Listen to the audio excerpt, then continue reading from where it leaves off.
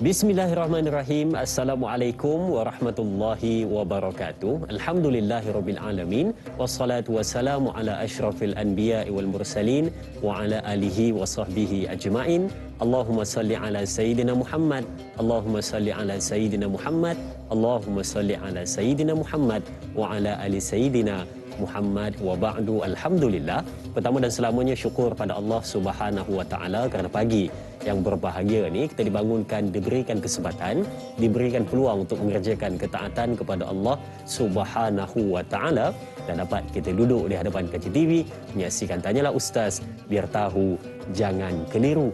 Tanggal 9 Muharram 1443 Hijrah kita dipertemukan bersamaan dengan 18 Ogos tahun 2021. Apa khabar keluarga besar Tanyalah Ustaz? Semoga dalam keadaan ceria selalu sambil menantikan perbincangan kita pada pagi ini. Baik, sebelum kita pergi dengan lebih lanjut berkenaan dengan apa yang bakal kita bincang pada pagi ini, jom sama-sama kita tinjau berkenaan dengan status terkini COVID-19 Malaysia untuk tarikh 17 Ogos 2021. Di skrin anda mencatatkan kes baharu 19,631, 19,624 kes tempatan dan 7 kes import. Kes sembuh baharu untuk semalam 16,468 dan dilaporkan 293 kematian dilaporkan untuk tarikh semalam. Jadi di bawah itu yang berwarna hijau itu mencatatkan juga untuk program imunisasi COVID-19 kebangsaan dos pertama dan dos yang kedua. Jadi terus berada dalam keadaan untuk sama-sama kita memperbaiki dan terus berdoa semoga diangkat segera wabak COVID-19 yang sedang melanda. Baik, kembali untuk menyebut tentang tajuk kita pada hari ini berkenaan dengan fiqh bakal kita bincangkan, topik yang jarang-jarang dibincang tetapi perlu dan patut diberikan perhatian, yakni fiqh lelaki. Kalau kebiasaan kita bincang tentang fiqh wanita, tapi hari ini fiqh lelaki. Bagaimana kupasan dan perbincangan sebentar lagi kita akan bawakan kepada penonton semua. Baik, mungkin ada penonton-penonton yang ingin bertanyakan soalan pada pagi ini. Seperti biasa, boleh pergi ke dua saluran kita untuk buat pertanyaan di Facebook. Boleh pergi ke Facebook rasmi kita, Tanyalah Ustaz TV 3. Boleh tanyakan soalan di ruangan komen di bawah poster yang tertera, dan jika nak hubungi kami di talian 01800 881677 untuk buat panggilan, boleh pergi ke nombor yang tersebut. Baik, dan panel yang bakal menjawab persoalan kita pada pagi ini tak lain dan tak bukan yang arif di dalam bidang fiqh ini, yakni Al-Fadil Ustaz Ahmad Fawaz Fazil. Apa khabar Ustaz? Alhamdulillah. Selamat datang ke studio. Studio baru kan hari ini studio baru, lepas tu kita pun bawa satu tajuk yang baru dan belum lagi pernah dibincangkan Ustaz. Jadi mungkin Ustaz ada sedikit tajuk untuk pembukaan, silakan. Ya, Assalamualaikum warahmatullahi wabarakatuh. Da'i Azrin, khususnya kepada penonton yang sentiasa setia dengan Tanyalah Ustaz, rancangan yang menjawab pelbagai persoalan akidah, fiqh dan juga tasawuf. Tuan-tuan dan puan-puan, kita pilih pendapat ini bukan kerana kita ini ta'asub pada lelaki, bukan kerana Da'i Azrin lelaki ataupun saya lelaki, tetapi ia adalah satu penceritaan tentang lebih kepada tanggungjawab. Yang mana lelaki merupakan asas kewujudan dunia ini. Dia dicipta oleh Allah Azza wa Jalla, Nabi Adam alaihissalam, untuk menyampaikan risalah dengan tabiat yang Allah Ta'ala cipta tanpa menindas wanita. Dan ini tidak boleh dipersoalkan kenapa tidak jadikan perempuan dahulu. Jadi itu tidak boleh dipersoalkan kerana ia merupakan satu ketentuan Tuhan. Namun kita mesti mengetahui tidak semestinya lelaki itu lebih afdal daripada wanita. Tetapi lelaki mempunyai ciri-ciri istimewa yang tidak ada pada wanita. Ini disebut sebagai maziyah. Maziyah makna dia keistimewaan. Tetapi maziyah ini dia tidak menunjukkan kepada dia lebih afdal daripada wanita. Itu kena beza. Di sana orang selalu terkeliru di antara maziyah. Makna kamu ada kelebihan, tetapi tidak mestinya saya ada kelebihan, saya lebih afdal daripada si fulan. Orang kaya ada kelebihannya. Okey? Tetapi tidak menunjukkan orang kaya itu lebih afdal daripada orang miskin. Dan orang miskin pun ada kelebihannya. Tapi tidak menunjukkan ia lebih afdal daripada orang kaya. Begitu setiap orang. Abu Bakar ada kelebihannya. Umar ada kelebihannya. Tetapi tidak menunjukkan kelebihan Umar yang syaitan pun tak ikut dia. Dia lebih afdal daripada Abu Bakar. So di sana ada perbezaan di antara afdaliyah dengan maziyah. Dan ramai orang terkeliru. Bila kita bahas tentang keistimewaan lelaki, dia kata kita nak meruntuhkan wanita. Tidak ada keruntuhan di sana. Kerana kita adalah satu bangunan yang sama. Kita ada kromosom, saya ada lelaki, Azrin ada lelaki iaitu 23XY dan perempuan ada 23XX. Dan kita tidak akan menjadi insan yang sempurna melainkan kita bergabung dengan wanita. Kita tidak boleh bergabung dengan lelaki, tidak akan jadi insan. Kalau kita bergabung dengan lelaki, tak akan jadi insan. Mungkin fikrah disebut sebagai istinsah. Klon manusia itu wujud apabila mereka ingin cuba independence, lelaki dengan lelaki, perempuan dengan perempuan. Namun apabila kita melihat kajian-kajian klon ini, didapati dia punya imuniti dia lemah, antibody dia lemah, ketahanannya lemah kerana dia tidak ada fikrah gabungan. Sebab Tuhan sebut apa? Subhanalladzi khalaqal azwaja kullaha. Maha suci Tuhan yang menciptakan kehidupan ini mesti berpasangan. Apa maksud berpasangan? Mesti berlawanan. Kita tidak boleh dihidup dalam keadaan saya sama dengan dia. Ad-diddu yuhsinuh did. Kecantikan mesti dicantikkan oleh lawan dia. So kalau kita cantik mesti ada orang yang lain dengan kita. Kalau sama orang tak nampak cantik, Melayu akan jadi hebat bila dibandingkan dengan Cina, dengan India. India pun akan jadi hebat jika dibandingkan dengan Cina dan seumpama dengan dia. Tapi kalau sama-sama orang tak akan nampak. So pembandingan adalah satu benda yang penting dalam kehidupan kita. Jadi kita bincang hari ini bukan kerana nak kata banyak sangat, saya pun dah di sini banyak kali fit wanita. Saya rasa 3-4 kali kita bincang fit wanita. Mungkin orang kata kita bosan lah. Sebenarnya kita nak menerangkan fiqh ini adalah untuk nak menjadikan lelaki itu dia basirah, dia faham tanggungjawabnya dan dia memenuhi kehendak Allah Azza wa Jalla. Sebab kita tidak mahu memenuhi kehendak nak syahwat. Syahwat kita fulfill. Tetapi bukan matlamat kita dalam hidup ini untuk kita mengikut syahwat kita. Seperti mana kefahaman falsafah di India dan sebagainya. Dia kata apa? Kehidupan ini untuk seks. So hidup dia untuk seks. Begitu saja. Ada yang kata kehidupan ini adalah untuk berpolitik. Hidup dia 24 jam politik saja. Ada yang kata kehidupan ini adalah ekonomi. Seperti mana kefahaman Karl Marx. Manusia adalah untuk berekonomi. Ekonomi saja kehidupan 24 jam dia. Tetapi kita adalah fikrah kita hamba Allah sebagai lelaki. Qul inna salati wa nusuki wa mahyaya wa mamati lillahi rabbil alamin. Kehidupan kita, mati kita, ibadat kita, kebaikan kita kerana Allah Azza wa Jalla. Dan lelaki ini kalau kita baca Al-Quran adai, kesemua ayat ditumpukan kepada lelaki. Kerana untuk menjadikan ia bertanggungjawab, bukan untuk menindas wanita. Ar-rijalu qawwamuna 'alan nisa. Lelaki ini lebih daripada makna qawwam, maksud dia seorang lelaki itu dia satu payung, qiwamah. Makna kalau kita tengok rumah dia ada tiang qiwamah. Dia ada dia punya dia tiang yang mendirikan bumbung dan juga bangunan. So lelaki ini bukan dia adalah penindas, tetapi dia menjaga wanita dari sudut nafkah, keperluan dan keselamatan. Sebab itu bila kita ada seorang ayah, asal lebih secure. Ayah ni adalah secure, suami itu secure. Dia security kepada seorang wanita. Wanita yang tidak ada suami dikacau oleh orang ataupun dia jadi janda, orang kacau dia, orang bully dia. Akhirnya dia tidak rasa selamat. Bila ada suami dia tu bini orang tu, orang pun tak berani.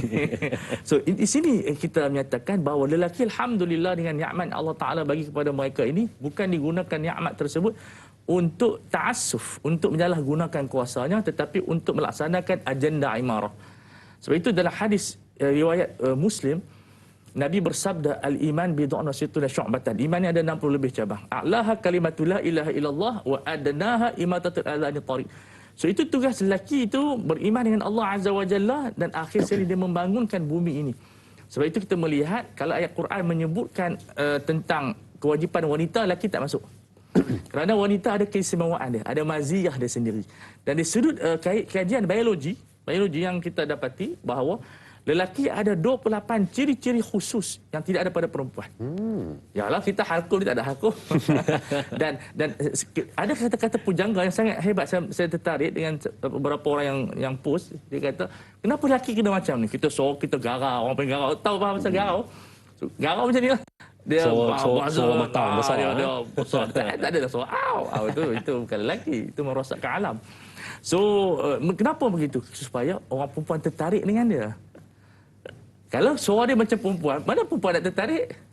Mesti dia akan rasa untuk berlumba-lumba. Tetapi suara macam ini, perempuan tak akan dapat sama dengan kita. Dengan badan kita, dengan kekuatan kita, dengan rambut kita, dengan tubuh badan, pergerakan kita. Dan kenapa perempuan dicipta yang lemah lembut? Dan cantik. Cantik ni dia subjektif lah. Ada orang suka minat hitam manis, ada yang minat dia putih, kuning langsat, macam-macam kulit rupa perempuan ada. Yang dagu nipis, hidung kecil, hidung besar. Untuk lelaki suka kepada dia. Tapi kan perempuan tu pun sadar, susah juga. Jadi ini dia antara benda yang kita nak bincang fiqh lelaki daripada taharah. Walaupun kita dikecualikan haid dan nifas. Kita ada buasir dia. Haid nifas tak ada. Pasal pun tak semayang ni. Ada haid. Itu kalau haid itu buasir. So sampai kepada hamba sahaya. Tapi sekarang sampai jihad dan peperangan. Dan orang perempuan jarang berperang melainkan sedikit saja. Ada masa lagi? Kan stop dulu. Saya stop dulu. Kita berehat dulu Ustaz. Ya, sebentar lagi kita akan ambil persoalan-persoalan dari penonton-penonton semua berkenaan dengan fiqh lelaki. Kita tunggu selepas ini untuk pencerahannya. Baik. Sila penonton, kita berehat seketika. Kembali selepas ini bersama Tanyalah Ustaz. Biar tahu, jangan keliru.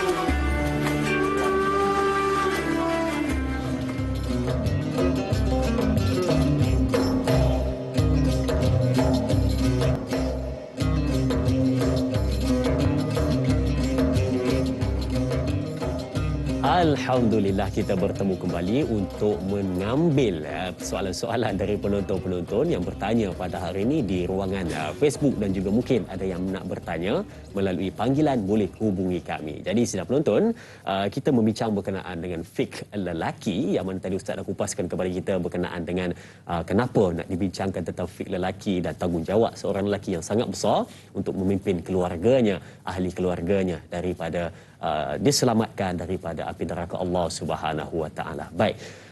Jom kita lihat soalan pertama di Facebook dari sahabat kita Pak Suli Romli. Kita lihat soalannya. Baik. Assalamualaikum Ustaz. Soalan saya, apakah ciri-ciri tentang fiqh seorang lelaki Muslim yang berhemah dan diwarisi dari contoh terbaik Rasulullah sallallahu alaihi wasallam yang boleh dibawa dalam kehidupan seharian? Mohon pencerahan Ustaz. Dan soalan yang seterusnya, apakah pandangan Islam tentang seorang lelaki maskulin yang mahu kelihatan sempurna di mata keluarga, kawan-kawan dan masyarakat, sanggup berhabis ribuan ringgit semata-mata mahu kelihatan sempurna dan menarik? Mohon pencerahan Ustaz. Terima kasih. Terima kasih Pak Su atas soalan yang ditanyakan. Silakan Ustaz. Baik, soalan yang sangat menarik Dai. Iaitu kalau kita himpun hadis-hadis yang begitu banyak tentang lelaki yang menjadi idaman dalam Islam. Idaman. Okey, saya kena catat ni. Yang antara adalah al-mu'minu al-qawiyyu khairun wa habu ila Allah. Mukmin yang kuat tubuh badannya, yang kuat mindanya. Itu yang pertama. Ni'mal 'abdu adalah sebaik-baik hamba adalah mereka yang bangun malam. Lauka dia panggil apa? Kalau dia bangun malam itu lebih baik. Okey, makna dia lelaki yang bangun malam. Yang seterusnya dalam hadis sab'atun yudhilluhumullah. 7 golongan yang dipanggil oleh Allah. Di antaranya rajulani tahabba fillah, yang saling berkasih kerana Allah. Mu'allaqun qalbuhu bil masajid, yang terikat dengan masjid. Yang mana di antaranya rajulun da'athu imra'atun dhatu mansibin wa jamalin faqalu inni akhafullah. Laki yang mana bila digoda untuk berzina dia takut Allah.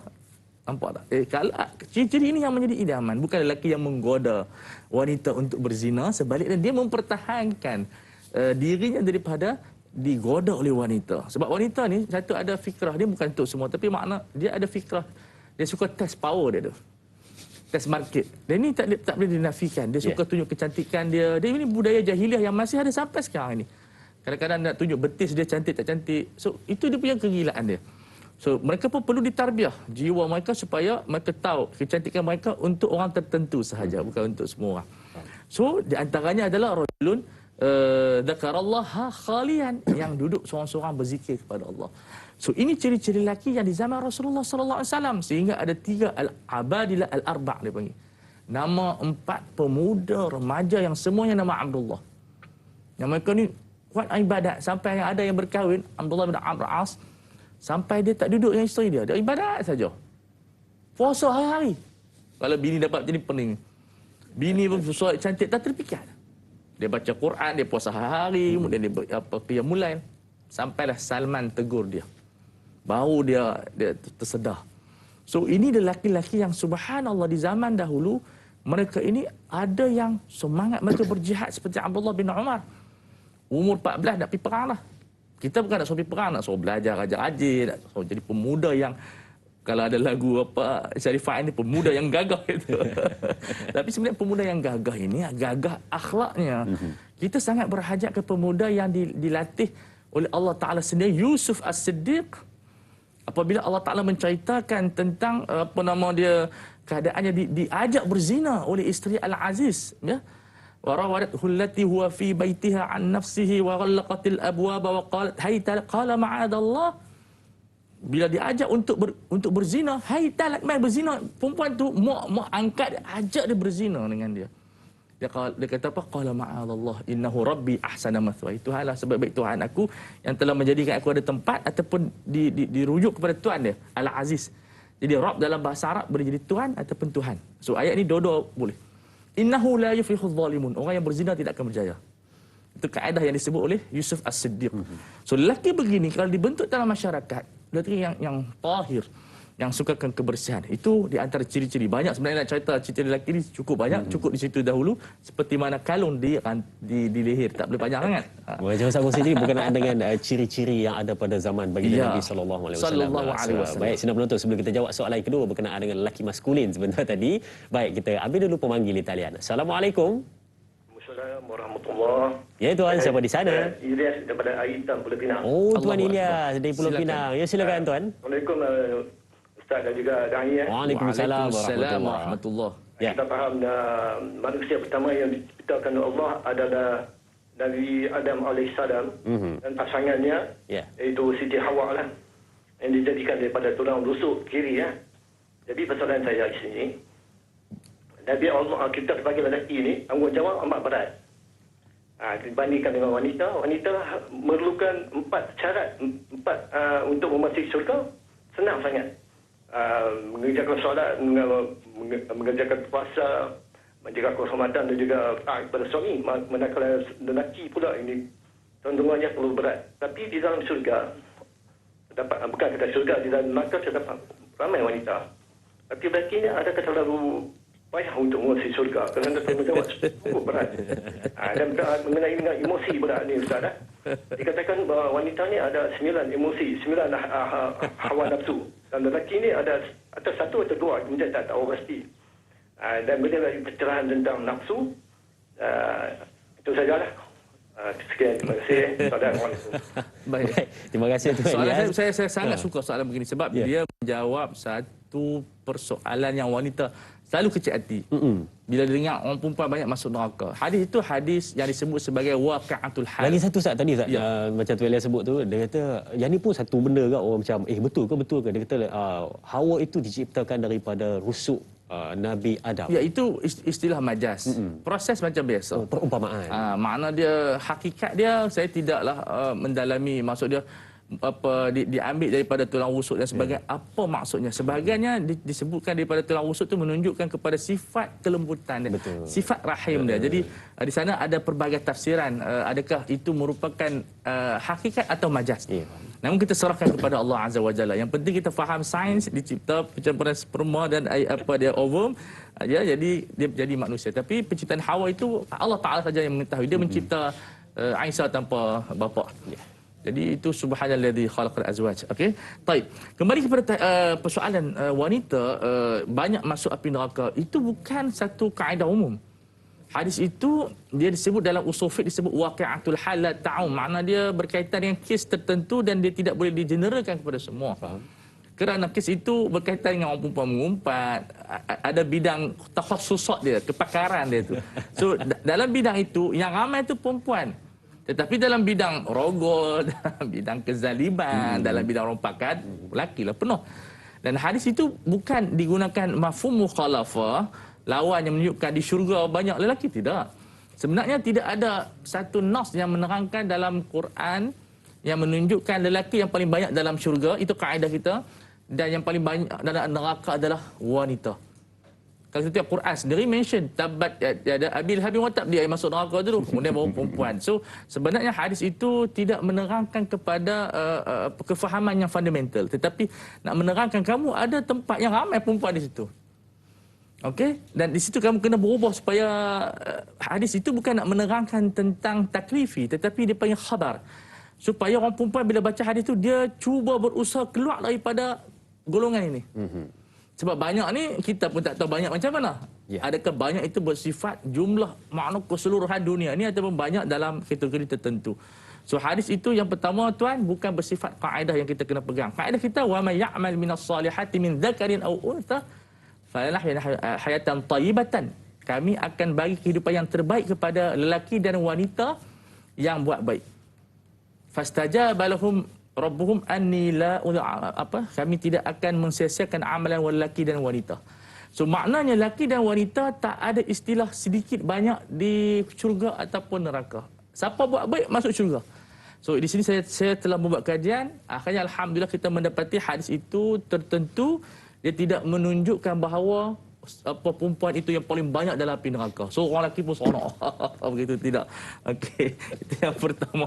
Yang kedua dia tanya apa tadi? Berkenaan dengan dia kata perempuan ni ada 9 keinginan, lelaki ya, ada tidak 1. Sabit. Itu tidak ada kesahihan. Yeah. Kita semua nafsu sama. Cuma yang dipanggil kecenderungan. So dalam psikologi dia panggil al-muyul. Wanita ada kecenderungan yang saya sebut, wanita ada ciri-ciri 28 ciri-ciri khusus yang tak ada pada lelaki. Lelaki ada 28 ciri-ciri khusus yang tidak ada pada perempuan. So ini kita kena belajar yang ilmu psikologi, ilmu nafsi. Mereka ada kecenderungan, minat begitu, minat begini. So nafsu sama aja. Wa nafsu sama wa masawwaha fa alhamaha fujuraha wa taqwaha. Taksim itu adalah taksim, pembahagian tersebut adalah pembahagian ijtihad daripada sebahagian ulama. Boleh betul, boleh salah. Tetapi kita tak naklah nak kata orang perempuan ni nafsu 9. So, nafsu itu bukan bermakna tercela dan seumpama dengannya. Jadi, itu tidak sahih. Baik, terima kasih Ustaz untuk jawapan daripada persoalan yang ditanyakan Tok Ilyas sebentar tadi. Baik, sedang penonton, sebentar lagi banyak lagi persoalan yang kita akan ambil dari penonton-penonton. Tapi kita beri ruang untuk berehat seketika. Kembali selepas ini bersama Tanyalah Ustaz, biar tahu, jangan keliru.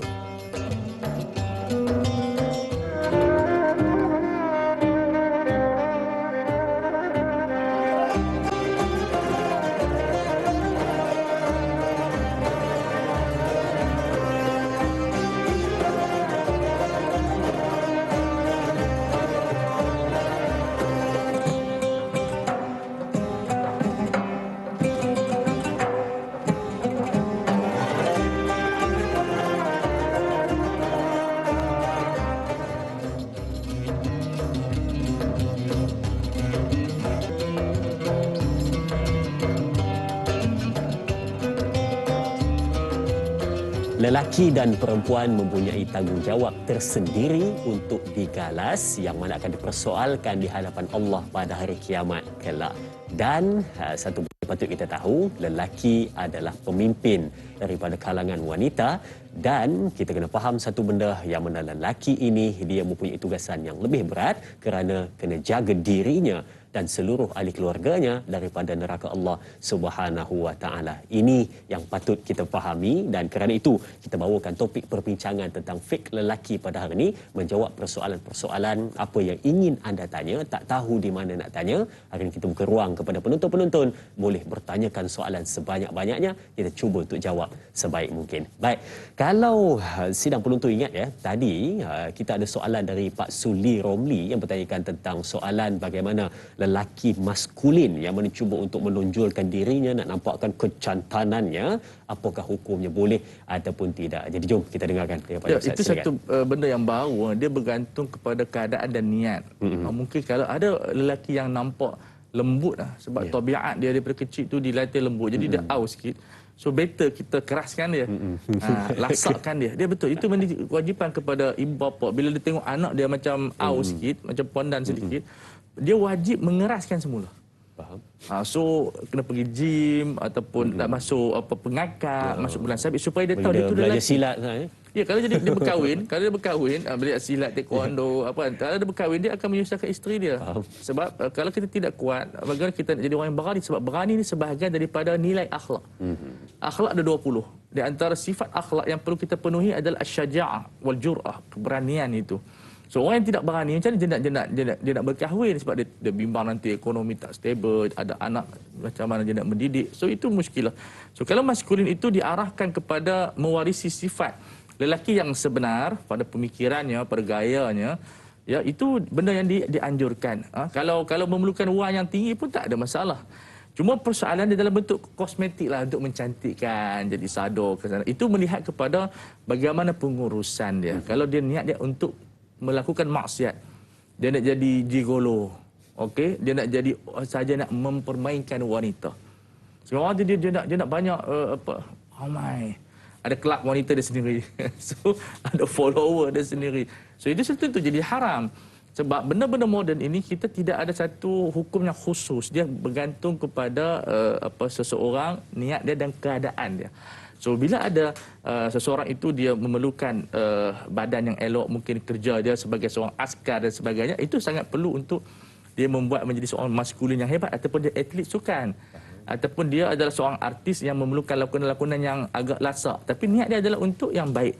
Tapi kalau diubah dia menjadi seorang buaya yang tidak berdarat ataupun buaya yang tidak soleh, so itu akan menjadi haram. So kita tidak ada spesifik, tengok kepada keadaan dan juga niat seseorang. Lihat pada keadaan dan niat, tapi tak ada masalah. Kalau benda tersebut, misalnya sekarang ni orang buat dia dipanggil pengetatan perut ataupun dia bagi kecilkan usus dia, dia panggil mengeluarkan lemak, itu pun ada kebaikan untuk kesihatan. So kos dalam 30,000 lah ni. 30,000 ringgit. Jadi itu kalau ada kebaikan, kata doktor, mungkin dia ada kencing manis, dia ada darah tinggi dan penyakit-penyakit yang seumpama dengannya. Sebab bila kita buang lemak kita, tapi mesti di bawah badan yang sahih lah, bukan dia panggil tempat-tempat, dia panggil underground ni, kadang-kadang buat underground murah. So pergi mesti pada klinik ataupun hospital yang ada makna kebenaran daripada KKM lah, itu penting. So bila kita buat dia panggil penyedutan lemak itu, sedut lemak tu. Tapi ini bukan buat gearbox, tak ada lemak itu sumsum kalau lemak pada manusia dihidangkan sebagai gearbox ataupun sebagainya, itu haram. Sebab manusia bukan tempat untuk makan. Tapi di tempat setengah negara dia makan daging manusia. Allah. So dia pun makan yang baby-baby kecil tu. So diharuskan kerana ada matlamat untuk kesihatan. Tiba-tiba jadi handsome. Ramai kawan kita buat jadi handsome, berubah. Tetapi niat dia adalah yang pertama untuk sihat, untuk mengeluarkan daripada tekanan obesiti. So itu juga diharuskan. Baik, itu jawapannya untuk persoalan tentang lelaki maskulin sebentar tadi. Maka jika niatnya baik, caranya baik, maka silakan, tidak ada masalah. Baik, untuk soalan seterusnya juga di Facebook dari sahabat kita Puan Masrifah No Jamain. Soalannya ada 3. Perempuan tanya soalan, Ustaz. Baik. Assalamualaikum Ustaz, katanya 3 soalan ya. Yang pertama, bagaimanakah batasan aurat lelaki mengikut hukum syariat antara lelaki? Dia kata 2 soalan. Soalan pertama ni ada 2 soalan. Antara lelaki dengan lelaki, antara lelaki dengan perempuan yang ajnabi katanya. Adakah peha bagi lelaki itu adalah aurat dan wajib ditutup? Soalan yang kedua, apakah hukum seorang lelaki melihat aurat lelaki lain dan bagaimana jika menyentuhnya? Dan soalan yang ketiga, bagaimanakah batasan aurat lelaki di dalam solat? Mohon pencerahan Ustaz. Terima kasih. Terima kasih Puan Masrifah No Jamaah atas mungkin soalan yang ditanyakan. Dia bertanya untuk pihak suami atau anak-anak. Nampak dia punya cakna tu. Silakan Ustaz. Aurat lelaki dan lelaki adalah pusat ke lutut. Ya. So pusat ini dia tidak aurat tapi dia wajib ditutup. kerana nak pastikan badan tu ditutup. Maksud itu kita itu saya bagi orang kata secara tahqiq, secara tasahnya, iaitu pusat tidak aurat, tetapi wajib ditutup. Macam Ustaz sebut ni pusat hingga lutut. Sebab ada orang salah faham dia pusat dan lutut. Dia panggil had aurat di antara pusat. So pusat tu bukan aurat. Oh, di antara. Jadi tapi pusat kena tutup. Sebab apa? Kalau kita tak tutup, nampak badan. Tunduk nampak. So dia menjadi, dia panggil dalam usul fiqh muqaddimatul wajib. Ma la yatimul wajib illa bi fa wajib. So dia mesti ditutup. Lutut bukan aurat. Okey, tapi dia wajib ditutup. Sebab kalau kita tak tutup lutut, nanti kita duduk, paha terangkat. So diwajibkan kerana kita nak jaga paha ni. So itu di antaranya, cuma tak digalakkan kita yang ada makna dia menjaga nilai kita dari sudut adab Ustaz. Adab kita duduk kita pakai cawan begitu. Tetapi juga itu boleh menyebabkan asbab homoseksual. Di asrama berlaku sebab memang kadang-kadang bila dia tidak ada berhubung, sebab kita ada syahwat, semua orang ada syahwat. Syahwat ni bukan haram. Syahwat ada satu kurniaan nikmat Allah Subhanahu Wa Taala kepada kita untuk kita kontrol, bukan untuk kita biar. Istirsalus syahwah, membiarkan syahwat ikut saja merosakkan kita. Tapi dhabtus syahwat adalah satu benda yang dituntut oleh syarak. Sebab kalau tak ada syahwat, kita tak makan, kita tak kahwin, kita tak buat apa-apa. Sebab syahwat ada maqasid syariah dia. Adalah untuk menjadikan kita ni berkahwin dan ada keluarga dan ada kehidupan, ada perniagaan, ada semua. So, syahwat tidak tercela. Yang tercela itu dalam bentuk pengurusan. Itu kena faham. Okey. Taib, apa nama dia, jadi mereka tak digalakkan, makna dia begitu. Tapi taklah menjadi satu orang kata apa haram. Tapi tak eloklah duduk kampung, macam orang tua-tua dulu lah duduk kampung, letak apa dia toilet. Namun, kalau tidur sekali, tidak boleh tidur berbogel. Faham. Ada setengah orang di asrama, mereka dia terlampau bebas sangat, pakai underwear. So, mandi berbogel satu tempat. Dia itu satu benda yang haram. Walaupun dia kata sama, memanglah sama, tetapi Allah Taala inginkan kita menjaga aurat, kerana aurat itu benda yang tak elok didedahkan. Kita ni berlainan dengan biologi tumbuh-tumbuhan. Biologi tumbuh-tumbuhan, dia makin buka makin cantik. Kalau orang duk explore dunia tumbuhan, kita buka dia punya daun dia, nampak dalam apa dia punya alam klorofil dan seumpama dengan dia, makin cantik, makin bercahaya, makin orang kata tengok, wow begitu. Dia macam wow shop lah. Kemudian apa nama dia, manusia makin buka, makin huduh. Tengok ketiak, tengok yang ni ada sopak. So manusia ni kalau buka sebenarnya tak cantik pun. Yang mencantikkan adalah syahwat. Dalam umur 50, mana nak cantik? Kalau pergi depan rumah orang, termuntah tengok. Tapi kalau suami isteri dia adalah syahwat. Tapi sebenarnya tak cantik pun. Tidak ada cantik. Jadi wanita apa dia orang kata apa, kita sebagai manusia yang cantik tu sebab kita tutup dengan pakaian. Cuba mai ustaz, saya pakai seluar pendek. Huduh ustaz. Tak tolak atas. Tak tolak atas. Jual capati. Okey. Tapi tidak boleh begitu sebab Islam dia innallaha jamilun yuhibbul jamal. So sebab itu wajib ditutup aurat, itu aurat kita. Jadi tak boleh orang kadang-kadang adik-beradik tidur mereka tidak menutup aurat. So kemudian aurat dengan siapa lagi?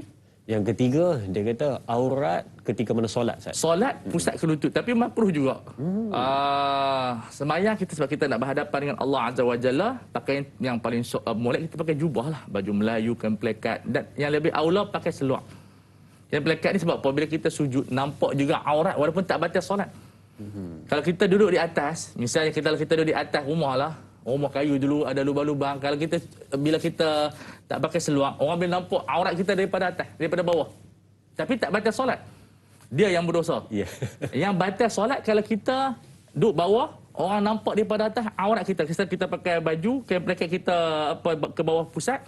Daripada pokok itu orang nampak kita punya pusat. Baju dia terbuka masa rokok.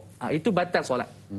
So dalam sembahyang, tengok daripada bawah tidak batal solat. Tengok daripada atas nampak aurat, batal solat orang yang sembahyang tersebut. So itu dia punya aurat dia. So tadi ada aurat apa tadi? Berehat seketika. Ada satu lagi tadi berkenaan dengan wanita ajnabi. Tapi sebentar lagi kita akan jawab itu untuk persoalan dari penonton-penonton. Baik, kita berehat seketika, beri ruang untuk menarik nafas seketika. Kita kembali selepas ini. Sama tanyalah Ustaz biar tahu, jangan keliru.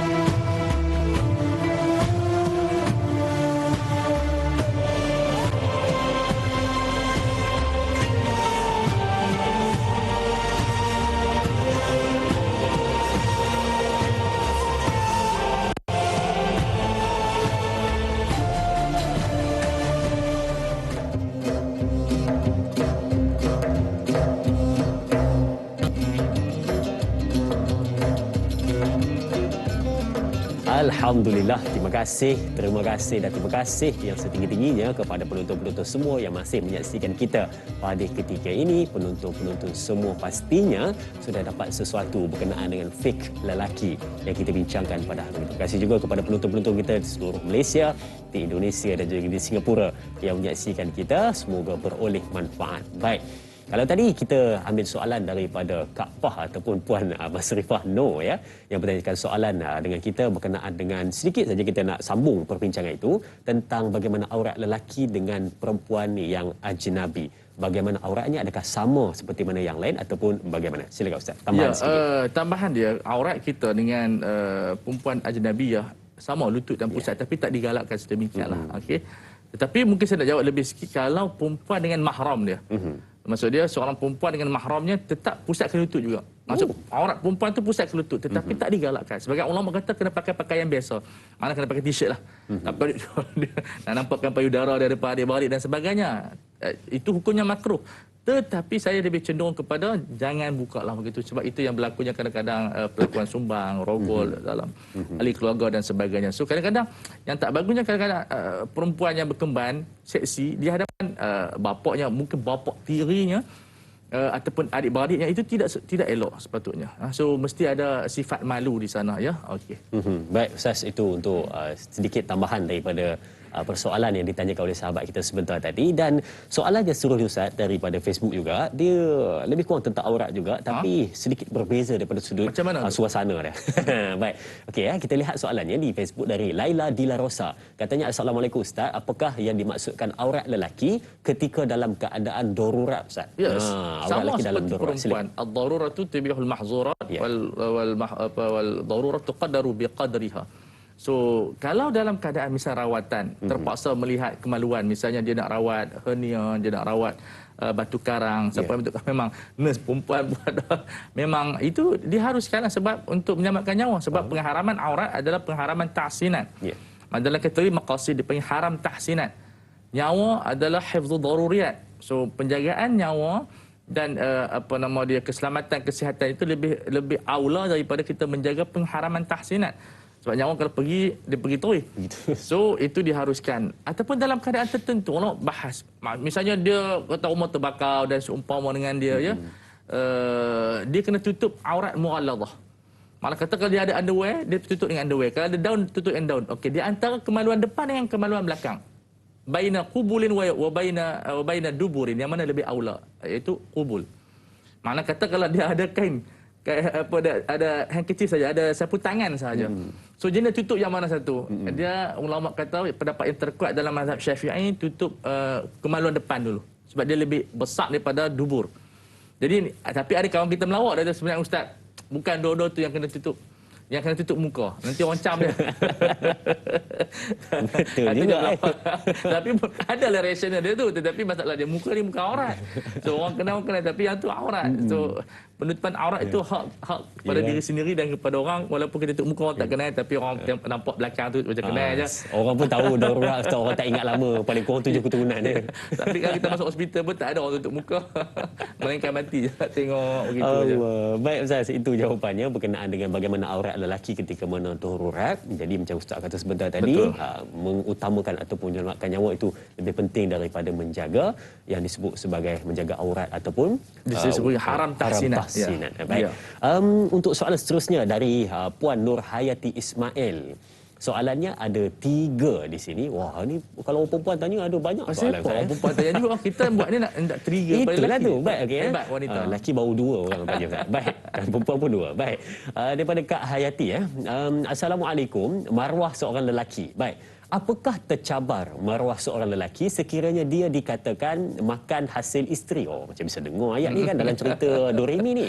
Sedangkan di zaman sekarang, ada suami-suami yang melakukan kerja rumah dan dia berniaga kecil-kecilan sambil menjaga anak sementara isteri keluar bekerja sama ada di sektor swasta atau kerajaan. Soalan yang kedua, adakah hina jika dikatakan mengikut telunjuk isteri ataupun disebut sebagai queen control sedangkan mereka hidup aman dan berkasih sayang? Soalan yang ketiga, tercabarkah maruah seorang suami sekiranya seorang isteri minta cerai dan apakah hukumnya sekiranya membiarkan isteri nusyus? Mohon perkongsian ilmu dari Ustaz. Terima kasih Kak Yat Bandar Taksir Puteri, Rawang, Selangor. Tak jauh mana. Terima kasih Kak Yat. Tak jauh mana. Silakan Ustaz. Soalan. Baik, yang pertama, masalah kita tumpang isteri.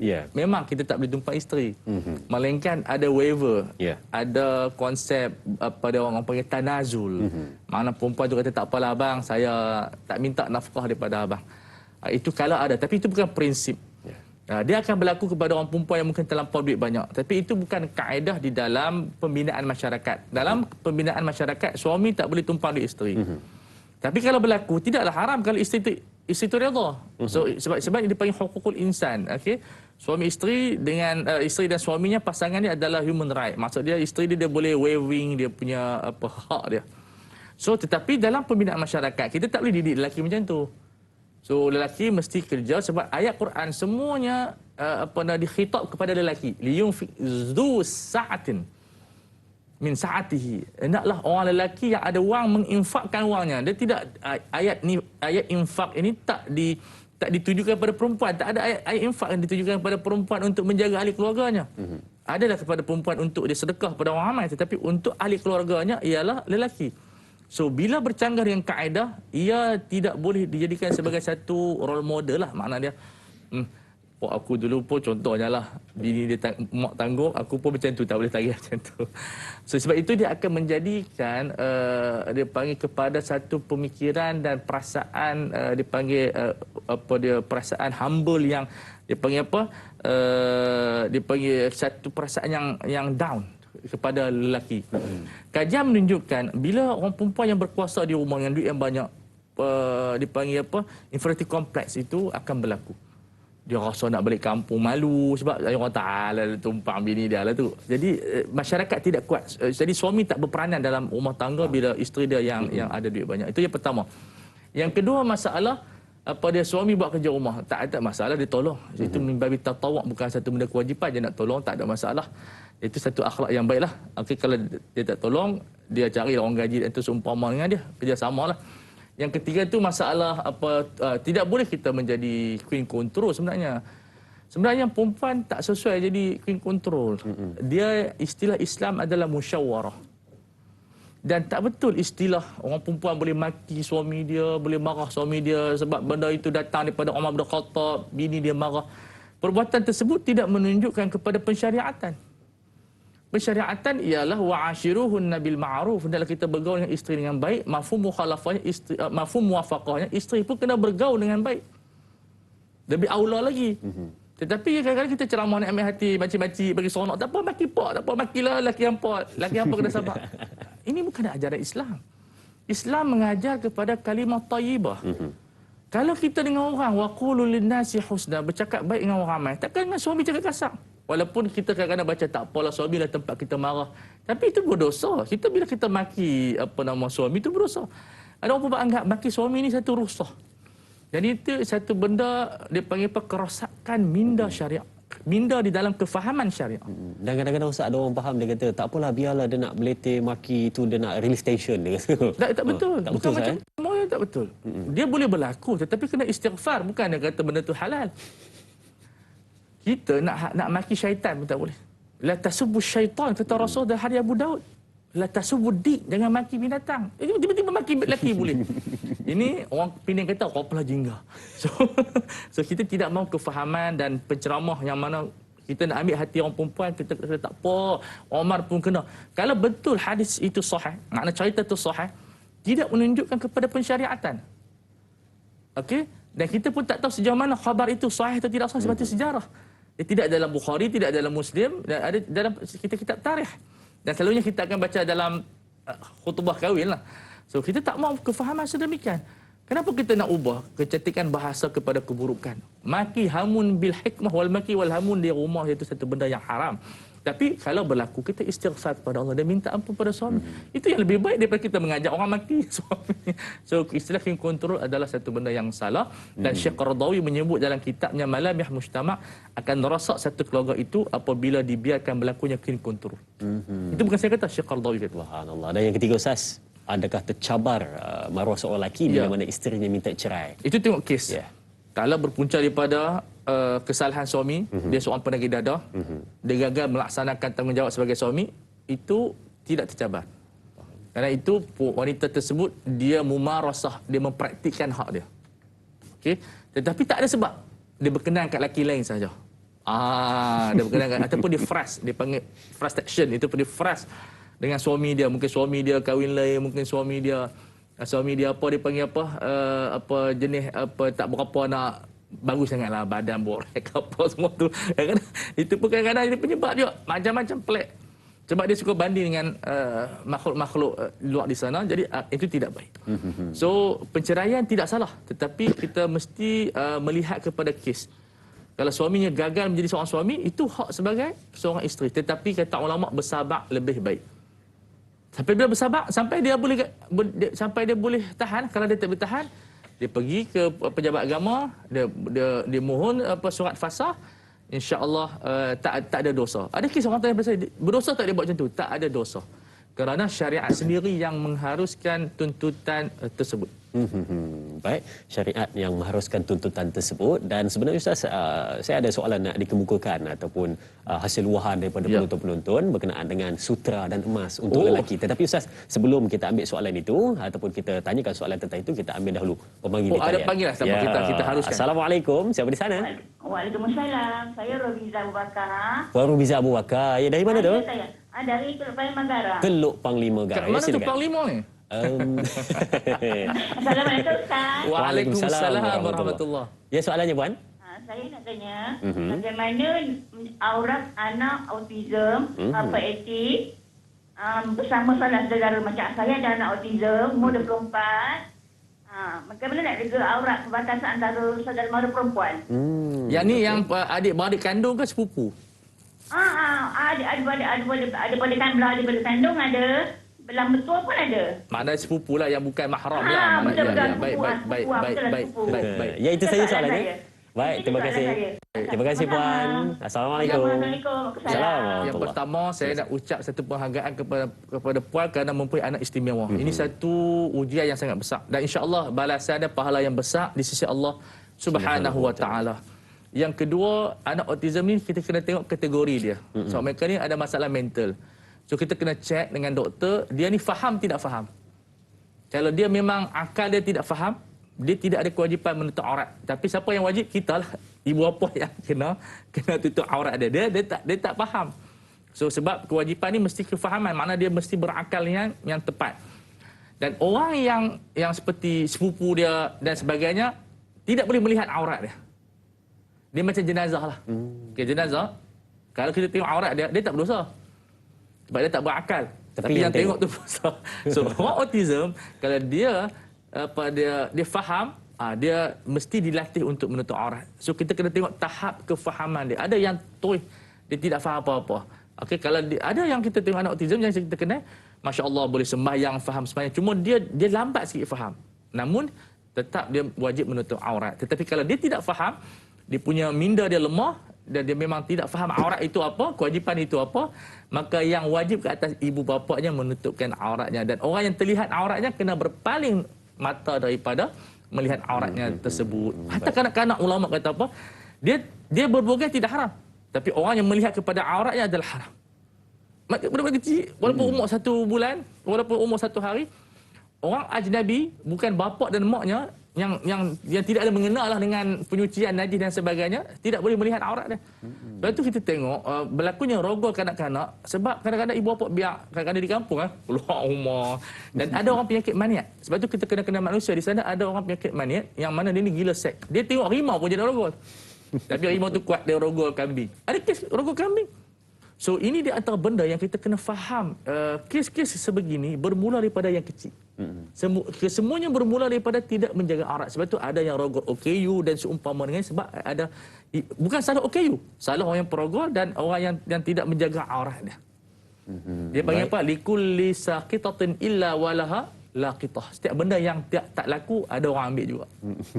Baik, menjawab kepada persoalan tadi, maknanya kena tengok keadaan itu, adakah dia faham bagaimana diberikan satu-satu arahan ataupun tidak. Betul. Baik. Okey, dan seterusnya tadi saya sebut berkenaan dengan sedikit Ustaz, kita nak tanyakan tentang bagaimana penggunaan emas dan juga sutera kepada lelaki Ustaz. Bagaimana tahap larangan tersebut? Silakan. Ya, Imam Muhammad Al-Juwaini rahimahullah, bapa kepada Imamul Haramain dalam kitab Al-Silsilah, dia menerangkan kenapa benda itu haram kepada lelaki. Sebab nak mengelak daripada sifat egoistik itu, sifat keegoan itu.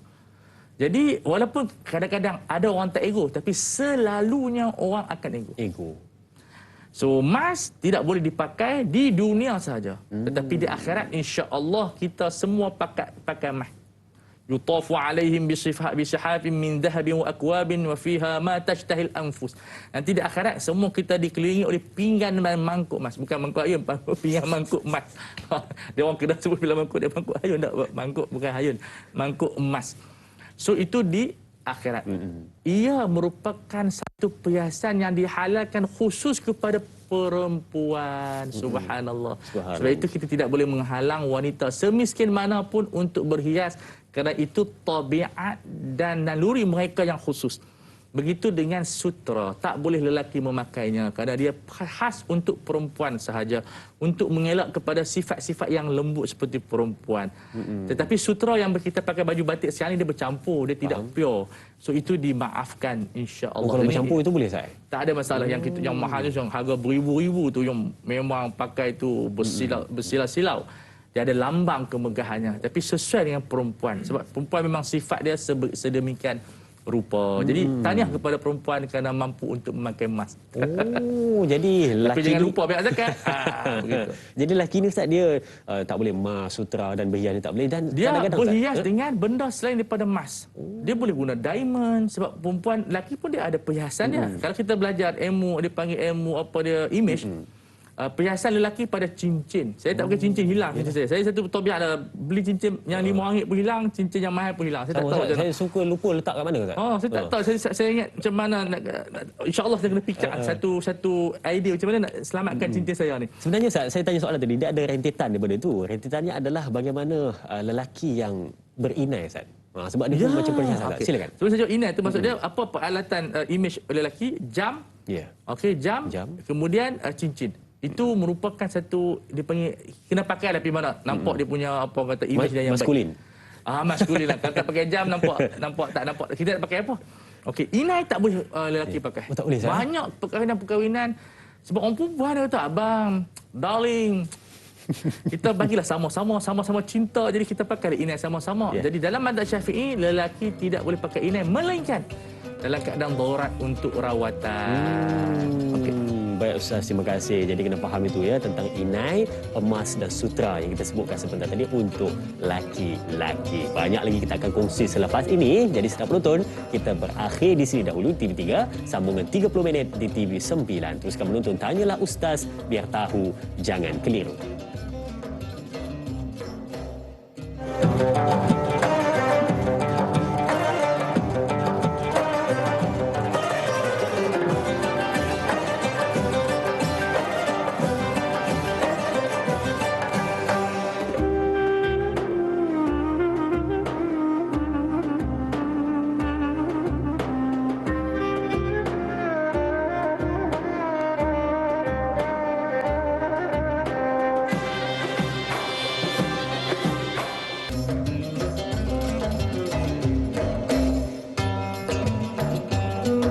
Subhanallah, bertemu kembali untuk meneruskan perbincangan kita fiqh lelaki pada hari ini. Teruskan bertanya soalan, mudah-mudahan mendapat jawapan yang terbaik daripada panel yang kita bawakan bersama dengan Dr. Fawaz pada pagi ini. Jadi saya juga menanti soalan-soalan dari anak-anak muda yang ingin bertanya soalan dengan kita. Saya setiap kali bersiaran secara langsung, saya tercari-cari soalan-soalan dari anak-anak muda, golongan remaja yang ingin bertanyakan soalan daripada pemanggil ataupun bertanya di Facebook. Jom tanya soalan, mari imarahkan ruangan komen itu, wahai anak muda. Baik, okey, jom kita tengok soalan di Facebook dari sahabat kita Jai.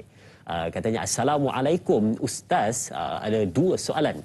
Yang pertama, masih ada lagi zaman sekarang lelaki solat berkemban. Aduh. Tapi pakai kopiah katanya. Apa hukumnya Ustaz? Dan soalan yang kedua, onani itu haram dalam Islam. Dalam keadaan bagaimanakah onani itu diharuskan? Bagaimana pula bagi yang belum ada pasangan, tiada jodoh dalam masa yang sama takut melakukan dosa? Mohon perkongsian ilmu dari Ustaz, tak salahkan bertanya. Baik, terima kasih. Silakan, soalan yang maha mencabar. Ya, maha mencabar. So yang pertama berkenaan dengan lelaki bersolat berkemban itu, maksud dia pakai kain pelekat lah. Tutup pusat dan lutut ke bawah. Dia tak pakai baju, itu hukumnya makruh. Hukumnya makruh, sah solatnya kalau masih menutup aurat. Walaupun dia pakai kepiah, tak apalah, baguslah. Cuma ini makruh. Okey. Itu yang selesai, mudah, simple. Yang kedua, onani diharamkan dalam mazhab 4. Ya. Kerana dia ada faktor menggunakan syahwat bukan pada tempatnya. Faham.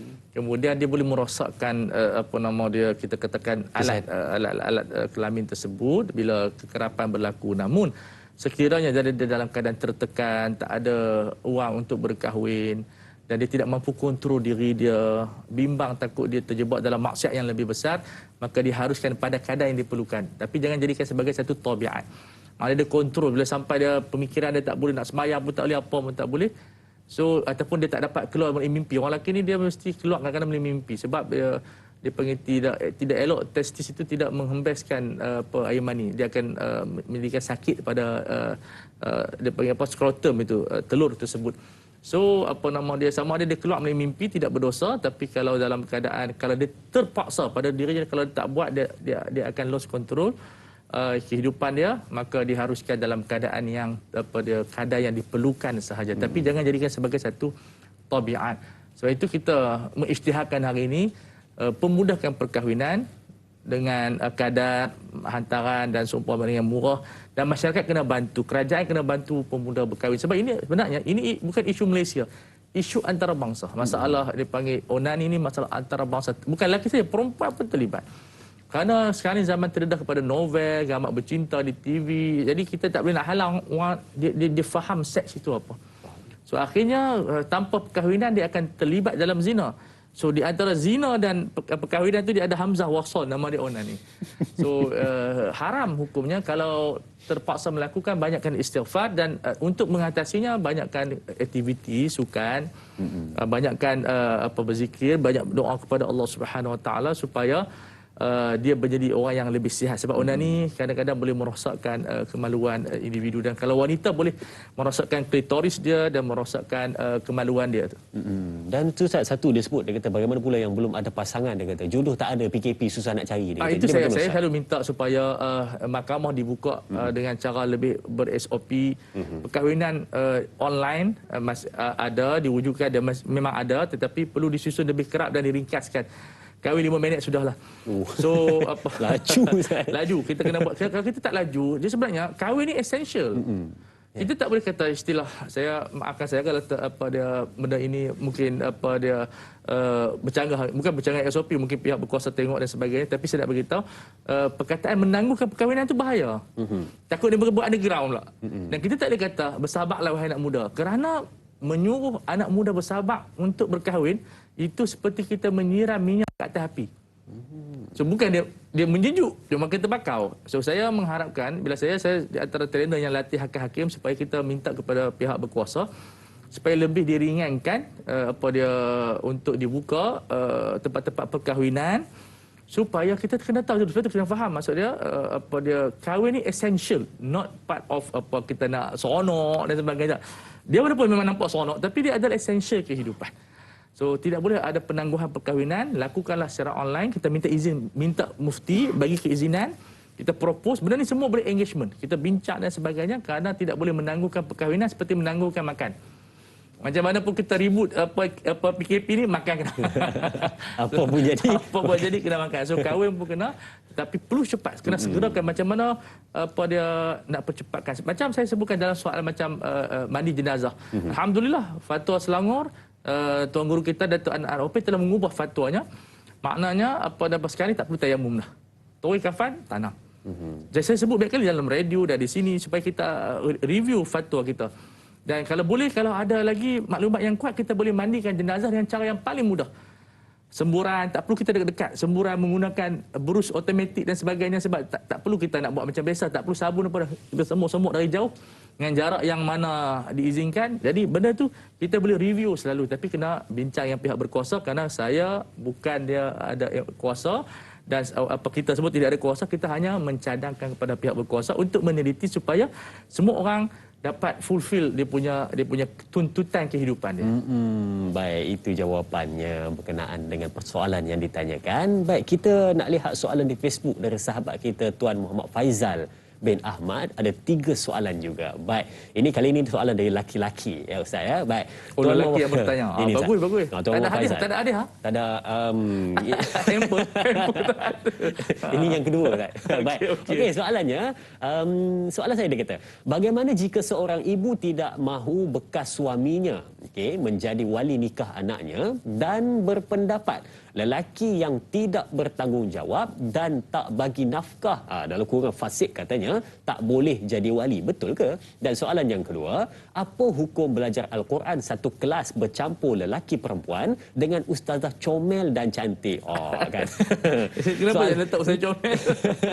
Dan soalan yang ketiga, bolehkah lelaki Islam berambut style mohak katanya, ataupun istilah kita senang sebut macam rambut cacat ke atas tu?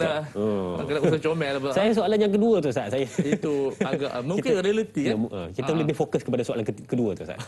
Yang pertama, terima kasih. Yang pertama itu ialah tak betul cara ibu buat macam tu. Itu balas dendam. Sebab kita dalam mazhab Syafi'i mutaakhir telah mengharuskan seorang ayah ataupun saksi yang fasik mengendalikan perkahwinan. Yang penting dia tu waras. Okey, kalau gila tak boleh lah. So tindakan sebegitu adalah balas dendam. Itu hak anak. Makna daripada kita dah pergi ke mahkamah minta wali hakim, ya, lebih baik kita pergi kepada ayah yang sedia ada. Mungkin lelaki itu dah berubah Ustaz. Ya, mungkin dengan cara begitu dia berubah. Betul. Kan banyak ni tengok drama lah. Akhirnya berubah. Tapi drama tu sebenarnya menceritakan waqiah realiti yang berlaku dalam masyarakat. So saya minta ibu itu bertoleransi. Memanglah mungkin ada dendam dengan bekas suami dan sebagainya, tetapi kita kesiankan anak tersebut. Ya, okey, itu yang pertama. Jadi orang akan tanya pula, ada pok tak mau jadi tak elok pula majlis tersebut. Okey, itu yang perlu kita fahami. Yang kedua, belajar Quran memang kita katakan tak berapa nak sesuai lah dengan ustazah comel dan sebagainya. Tapi saya tidak menyatakan haram kalau dia mematuhi dalam itu etika dan seumpama dengannya. Jadi dia pun tidak berhias. Kadang ada juga yang terlajak berhias. Jadi sederhana pakai lipstick sikit dan sebagainya. Tapi saya tak galakkan sebab mungkin dia anak darah. Jadi akhirnya daripada belajar Quran jadi ketika cinta bertasbih pula. Jadi so saya tidak mengharamkan, tetapi kita tidak menggalakkan sedemikian rupa. Banyak ustaz-ustaz yang clear. Tapi maksud dia umur juga memainkan peranan lah. Kalau dia nak banyak ustaz pun okey, tapi umur yang sesuai. Jangan berdoa-doaan. Berdoa tak boleh haram. Walaupun mengajar Quran, berdoaan tetap haram kena. Tapi kalau kita sekarang Zoom tak ada masalah lah, sebab Zoom dia bukan ada sekarang ni. Tetapi kalau berdoaan tidak boleh. So pada model kita bergantung kepada suasana. Kalau itu memang sekolah yang atok, itu lain cerita lah. Tapi kita pergi cari, janganlah pergi cari saja comel-comel. Dan Ustaz, soalan yang ketiga berkenaan dengan rambut mohak tu Ustaz, kita akan jawab selepas kita berehat. Baik. Okey, sedang penonton, kita berehat seketika. Jangan ke mana-mana. Kembali selepas ini bersama Tanyalah Ustaz, biar tahu jangan keliru.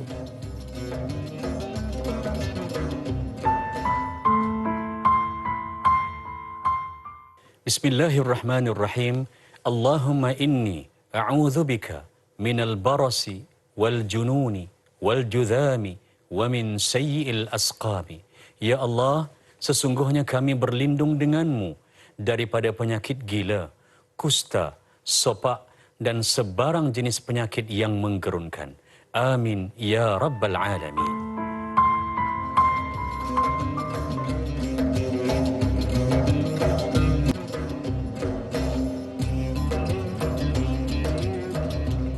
Subhanallah, bertemu kembali meneruskan perbincangan fik lelaki pada hari ini bersama dengan Ustaz Fawaz. Banyak telah kita kupas pada hari ini. Terima kasih diucapkan kepada semua penonton yang bertanyakan soalan, meraihkan majlis ilmu pada pagi ini. Tanyalah Ustaz, biar tahu jangan keliru. Baik. Okey, kalau tadi soalan daripada Tuan Muhammad Faizal bin Ahmad, soalan yang ketiga itu dia tanya berkenaan dengan bagaimana hukum laki-laki Muslim Islam ya berambut mohak. Rambut mohak ni kalau penonton-penonton nak tahu, rambut yang dia tepi tak ada, dia ada tengah je tapi cacak ke atas macam ala-ala rambut kuda macam tu. Ataupun orang sebut sebagai pang kalau tak silap ya. Baik, silakan Ustaz. Baik, rambut begitu. Kalau kita botakkan, nipiskan, kemudian dia punya botakkan, bukan nipis, botakkan, kemudian tinggal dia tengah, itu berqazak. Ataupun di mana tempat lah. Itu makruh hukumnya. Tapi kalau kita niat rambut pang itu tiru barat, itu jadi haram. Sebab kerana niat meniru gaya fusak adalah haram. Man tashabbaha biqaumin fahuwa minhum. Tapi kalau kita tiru gaya yang baik tak apa, walaupun dia daripada orang fasik. Masuk fasik ni gaya dia yang tidak sihat. Tapi kalau kita tiru gaya macamnya kehidupan orang bukan Islam, pentadbiran dia, kehidupan dia, pakaian dia yang tidak salah di syarak, macam kod ni, ini pada barat. So tidak ada masalah. Kalau pakai bow tu tak ada masalah. Sebab ini itu majlis dan seumpama. Dulu haram. Sebab dulu macam syiar mereka. Sekarang ni dah syiar dah. Tai pun dulu haram. Tapi sekarang ni dah menjadi satu pakaian rasmi kerajaan. So semua pun pakai, jadi tak ada isu. Tapi ada benda yang berkaitan dengan zaman. So kita mohon supaya kita kena tahu, kita kena belajarlah imej kecantikan Islam. Rambut kita mesti smart. Man kana lahu sya'run falyukrimhu. Siapa yang ada rambut, kata Rasul dalam hadis, muliakan dia. Kena sikat, kena rawat, kita kena buat serum, kita kena cuci dan sebagainya. Sebab rambut ni anugerah sebenarnya. Dan dia merupakan lambang kepada kecantikan. Sebab itu kalau kita tengok orang perempuan, di antara benda yang penting pada dirinya adalah rambut. Begitu yang lelaki. Betul. Mahkota. So, mahkota. Rambut ni kita kena jagalah sampai kalau tak botak. Kalau botak kita beli apa-apa tonik. Benda-benda yang boleh melebatkan dia. Jangan pakai rambut basuh. Sekarang kita ada rawatan yang banyak. Kita ada rawatan tanam rambut. So kalau kita ada botak, kita pergi tempat yang patuh syariah lah. Kita ambil mana-mana bulu di kepala, kita tanam balik. Sebab dia boleh merangsang dia punya sel-sel dia tu. Oh, kalau tak ada rambut, tanam rambut boleh tak? Tapi mesti rambut sendiri. Rambut. Tak boleh ambil rambut orang lain jadi rambut palsu. So jadi itu dia punya kepatuhan syariah. Tapi syariah. kalau jambang dengan misai tak boleh tanam ke? Itu tak perlulah sebab dia bukan dia benda yang doruri seperti rambut. Rambut ni dia botak ni penyakit. Dalam hadis cerita Bani Israel yang mana seorang botak itu bila datang malaikat dia nak mohon apa, dia tak mohon tanam janggut, dia mohon tumbuh rambut. So ulama menyatakan rambut adalah penyakit. So tak adalah misai dengan janggut tu sepatut dalam penyakit. Rambut tu penyakit sebab botak ni satu benda yang menakutkan. Betul. Dulu ada keluar nama botak cin tu pencuri. Kiranya rambut tu keperluan yang jambang keperluan yang menyebabkan orang perempuan kena jaga rambut. So kalau orang perempuan ada masalah rambut, dia kena pakai serum, dia kena pakai rawatan-rawatan supaya dia kelihatan cantik. Ya, kalau rambut dia beruban, dia pakai inai dan seumpama dengan supaya dia di rumah tu tidak menjadi hantu maklimah lah. Maksudnya tidak menakutkan orang. Okey, baik, terima kasih Ustaz. Dan kita ada pemanggil di talian. Assalamualaikum. Waalaikumsalam warahmatullahi wabarakatuh. Ya puan, siapa di sana? Saya Siti Rohani Mursyid daripada Bandung. Ini orang masyhur ni, orang masyhur. Siti Rohani. Ya, saya ingin bertanya. Ini mewakili kawan saya lah. Oh, mewakili kawan. Ya, silakan. Dia tu panggil dapat tadinya. Jadi ini tak saya pastikan. Dia ada suami. Tapi suaminya tu asyik keluar masuk Tanjung Rambutan sebab akibat gila ataupun otak lah. Jadi dia ni tak sanggup nak menunggu. Dia ambil pasal. Apakah berdosa? Dan satu lagi soalan saya ni, dan dua soalan ni. Seorang isteri tu mempunyai suami yang akibat kemalangan jalan raya. Jadi tak sempurna lah. Jadi OKU. Dah lebih 10 tahun. Tak ada harapan sembuh lah. Isteri terpaksa berhenti kerja menjaga dia dan sudah tak sanggup nak menjaga lagi.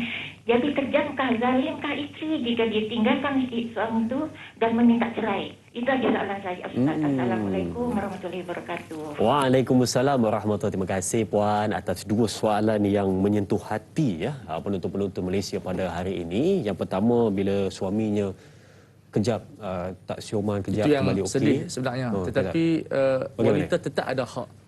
Bila sabata jununu, bila dia sabit gila, wanita ada hak untuk minta cerai. Sebab dia tidak berfungsi. Dan kadang-kadang memberi bahaya kepadanya. Tapi bukanlah wajib, dia boleh. Okey. Tapi bersabar lebih baiklah. Jadi itu hak dia, tak ada dosa. Yang kedua, itu pun hak dia untuk dia minta cerai. Sebab apabila dia tidak mampu memberi nafkah zahir dan batin, dia panggil sabatal khiyar. Dia sabit untuk khiyar kepada dia hak untuk dia nak minta cerai ataupun terus bersama dengan suami dia, tapi bersabar kata ulama lebih baik. Namun sebab dia mungkin muda, dia masih ada syahwat yang sesuai untuk diberi nafkah batin dan sebagainya, maka dia ada hak, tapi runding dengan cara yang baik. Mungkin ada pampasan, sebab ialah nak terbiak suami macam tu, nak buat macam mana. Dia pun sebab dia melihat sekeliling, dia orang ada suami tapi suami dia tidak berfungsi, tapi macam mana dia nak menerangkan kepada suaminya itu, dia tidak berdosa minta. Dalam keadaan yang suami dia boleh faham, tapi suami yang faham dia akan lepaskan. Tapi masalah siapa nak jaga suami itu? Itu adalah problem ijtimai. Maksud kena kembalikan kepada keluarga, dan keluarga pun tak boleh marah perempuan ni.